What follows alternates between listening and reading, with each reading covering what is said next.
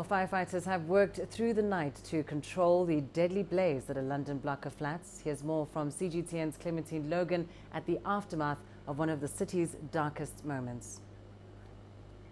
Now, we do apologize, we can't bring you that story right now, but we can go live to London, where CGTN's Richard Bestick is standing by to give us an update on that situation. Richard, can you just update us firstly, as we know, of course, that many people are still unaccounted for, but has there been an update or any further information on the casualty figures thus far? You're right, Lindy. The latest figures from police are that 17 people have been officially added to the death toll. That death toll, though, is very much at the outset of this thing. The London Fire Service, the London Fire Brigade, have said that they don't expect their rescuers to find any more survivors. Now, if that's the case, the death toll could be considerably higher, and we can't at the moment rule out in the hundreds. Let's remember how intense this fire was.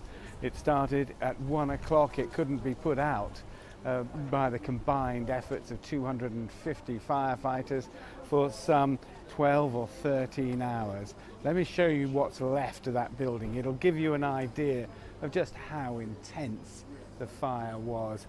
And as a consequence of that intensity, the London Fire Chief, Danny Cotton, says the search for the victims of the fire will be protracted and it will be difficult, not simply because of the intensity of the flames, but also because of the speed and the extent to which the fire spread through that building. And you talked about the inquiry promised by UK Prime Minister Theresa May. That's been added to by London Mayor Sadiq Khan. That's one of the critical issues they'll be looking at. How was it in a 21st century block of flats in London, an apartment block for residential use, a fire could race through a building so quickly that most of those who were lying asleep in their bed couldn't make an escape?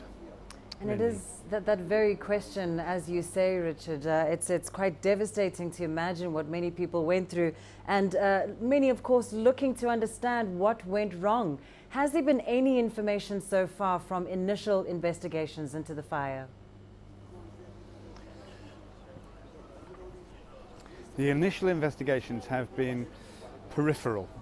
The fire brigade have been through the building on foot and using drones, but really that is just has been seeking for any possible survivors and looking to see what victims may be inside the building.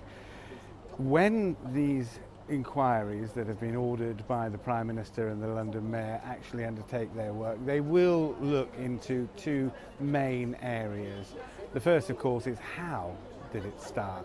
Then they'll be looking at the speed at which the flames raced through the building and asking the question, was the $13 million refurbishment of the building last year, when cladding was applied to the outside of the building and insulation inside that cladding, when that work was done, did that actually contribute to the flames being able to not just race from one apartment to another on each floor, but from the second floor right to the top of the 24th floor?